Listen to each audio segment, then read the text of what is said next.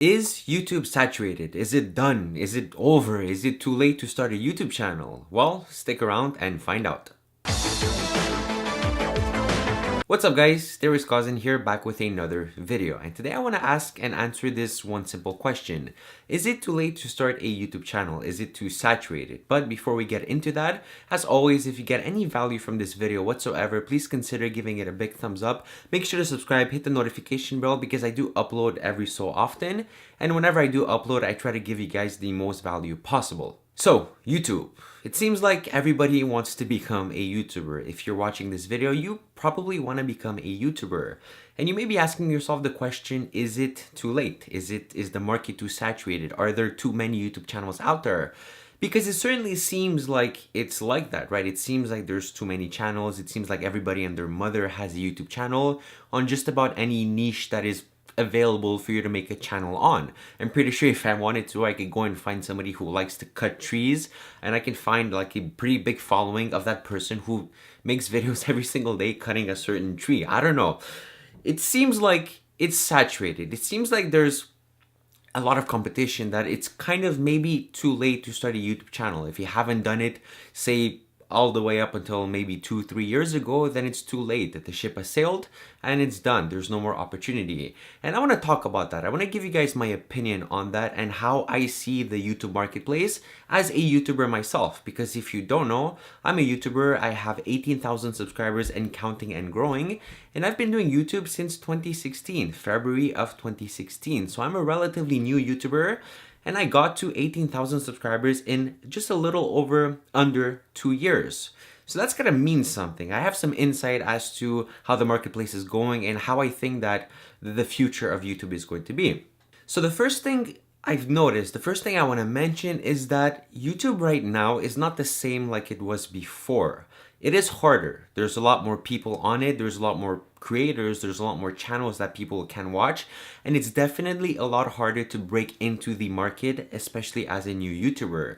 Like, you don't have the same chances of success as you had 5-10 years ago. I mean, 10 years ago, you were basically the first on YouTube. There was no way, if you kept uploading, if you kept being consistent, there was absolutely no way that you would not become successful, because there was just nobody else doing what you were doing. There was no creators on YouTube. And usually when you're the first at something, you don't have to be the best. You often tend to get successful simply because you're being the first. So there's definitely that new challenge that new YouTubers right now, if you were to go ahead and start a YouTube channel, or maybe you already have a YouTube channel but you don't have that many subscribers, there's definitely an increased challenge, an increased difficulty to starting a YouTube channel. It's very true. Like, I often hear, for example, I heard Philip DeFranco, a very big YouTuber, one of the original gangsters, if you will, on YouTube, say that if he were to start start his YouTube channel today, he wouldn't really know how to do it because it's so hard. Like, it's hard to get views if you don't have the proper strategy, if you don't have the proper techniques.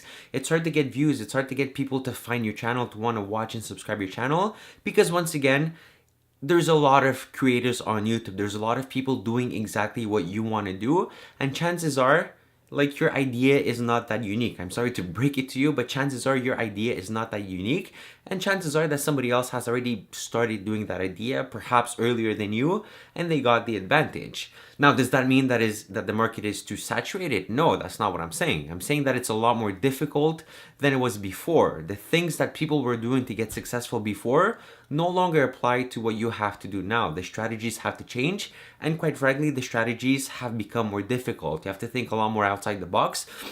You have to be more creative, and you have to plan in such a way that you're overcoming the fact that everybody else is doing it on YouTube, because there's still room on YouTube. The main proof for my argument that there's still room on YouTube is look at PewDiePie, look at Jake Paul, look at Logan Paul, look at the biggest YouTubers on the platform and look at their growth. Look at the fastest growing YouTube channels.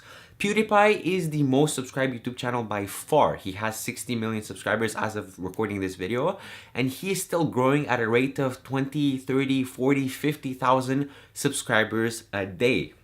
Now, what does that say when the biggest YouTuber, 60 million, I don't know who's the second person, I think it's Smosh with like 30 million or something, I'm not sure, double check that. But if the biggest YouTuber that has almost double the amount of subscribers as the second biggest YouTuber, if he's still able to grow at a rate of 40,000 subscribers a day. What does that say about the YouTube ecosystem? What does that say about the potential audience that you can have? It says that there is an audience. It says that YouTube is still growing as a platform. There's more and more people coming into the platform. There's maybe more and more people creating accounts, subscribing to people. There's more viewers that you could potentially tap into with your YouTube channel. That's what I see when I see growth like this. I see channels that are huge, that are still growing at very fast rates. Now, I'm not talking about the channels that have kind of like died off, like there's some channels that are big in terms of millions of subscribers, but they don't have the same growth as Jake Paul, as Logan Paul, as PewDiePie has. So that in and of itself tells me, and it should tell you, that there is room for you. There's room for growth. There's room for new YouTubers to come into the scene. But you have to be careful how you do it. Because look, like I said, you can't do the things that you were doing before. These strategies won't work. It's not as, you can't just upload a video and expect it to get a good amount of views. You have to properly plan each and every single video. You have to plan your channel, your topic, how you're gonna present your channel. You have to properly optimize your title, your tags, your description, to get that traffic, to tap into that traffic. Because this brings me to my argument. Like, there's people that create new YouTube channels and they have growth. The reason why PewDiePie and Jake Paul and all of those have growth is because people are able to find them. They're lucky enough that YouTube is what's the word, is pushing them in front of a lot of viewers. They're promoting them. They're giving them free publicity because they are one of the fastest growing channels on YouTube, and obviously YouTube likes to make money, so it's going to promote the channels that are doing well. But you don't have to be promoted by YouTube. Those are only like the privilege. That's only like a once in a lifetime opportunity. There are other ways that you can tap into the source of this, all this growing traffic that YouTube has. Because the problem is not that YouTube doesn't have any more room for you. The problem is there's so many people that it's hard to find your space. It's hard for people to find you where you're supposed to be. Like, it's hard for people to know of your existence. That's the problem. It's not the problem that there's not enough room. It's just there's too much room and people don't know where to look. So you have to figure out a way to let people know how and where to find you. And usually what I've seen works is you need to have some sort of topic for your channel. For example, right now, I hope that you've noticed with these videos, I'm trying to push more towards talking about YouTube specific things, as well as here and there talking about life and success in general, because I want to have a certain topic to my channel. Because I've seen that if you have topics to your channel, if when people come to watch you, they come to subscribe to you, they know what they're subscribing for, they know what they're looking for. Like, for example, this would be a YouTube channel about like growing and becoming successful on YouTube.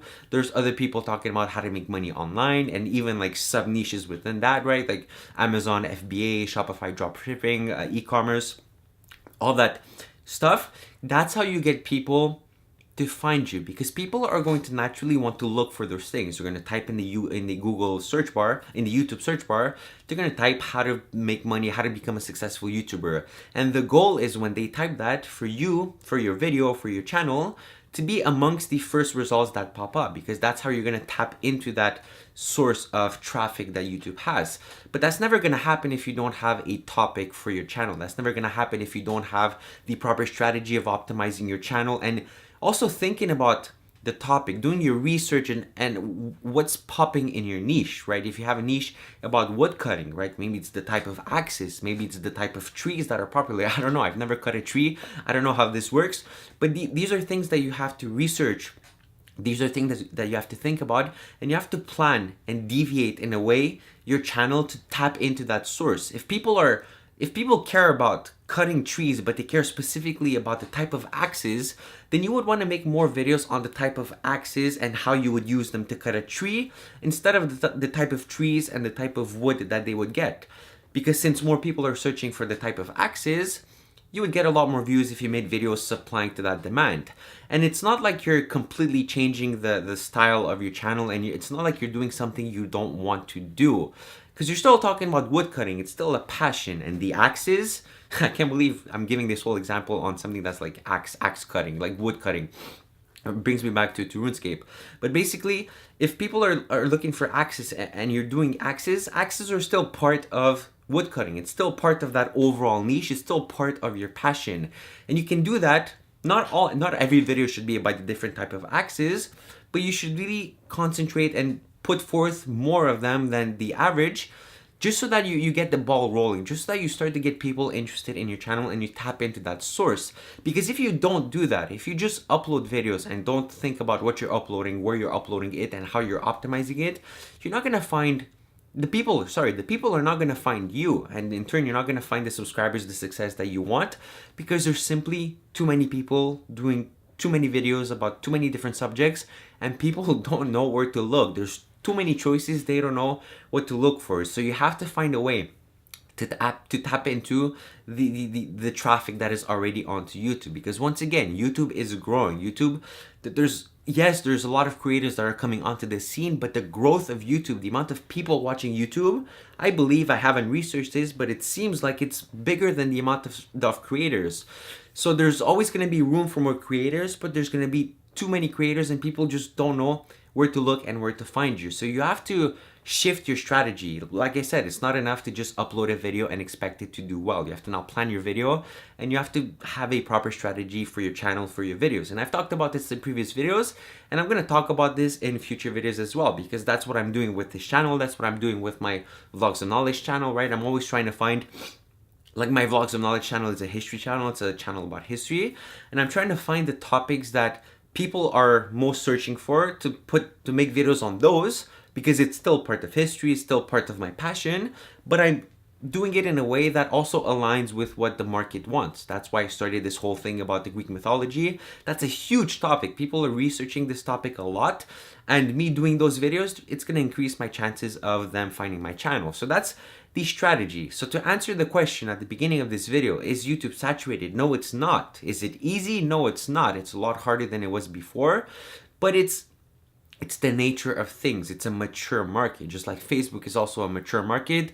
Everybody's on YouTube, everybody's on Facebook. If you want to distinguish yourself, you have to keep pushing yourself. You have to keep innovating. You have to keep being different, and you have to keep improving your strategy and also working on your strategy. If you have no strategy, then you have to start and create a strategy, right? If you already have a strategy, try to improve it. Try to always improve it, because what's going to work today is not necessarily going to work in a month from now. It's not necessarily going to work in a year from now. The market is always changing, and if you're watching this, I assume that you're a creator. There are thousands, if not hundreds, tens, hundreds of thousands of other creators all trying to do the same exact thing that you're doing. And there's not enough niches for you to be the only one in your niche. So you're going to have to face competition no matter what. So take this piece of advice, focus on your strategy, focus on finding your audience, your potential audience. Where are they? What do they like? What do they like specifically? And curate your content to cater to that specific audience, while at the same time not sacrificing your integrity, not sacrificing your passion, what you truly want to do. If you have that sort of balance, I believe that is what it takes today to be successful on YouTube. So no, the market is not saturated. There's still room for opportunity. It's just a lot harder, and it's a little bit different than how it was before. So I really hope that this video was useful to you. If you got any value from this video whatsoever, please consider giving it a big thumbs up. Make sure to subscribe, hit the notification bell, because I do upload every so often, and like I said, I want to give you guys value. So if you got any value from this video, please also do leave me a comment. What do you think about YouTube? What do you think about how the market is? Is it saturated? Are you a creator? How do you plan to basically improve your strategy to get your videos in front of more viewers? I would love to know. I would love to try to help you out if I can.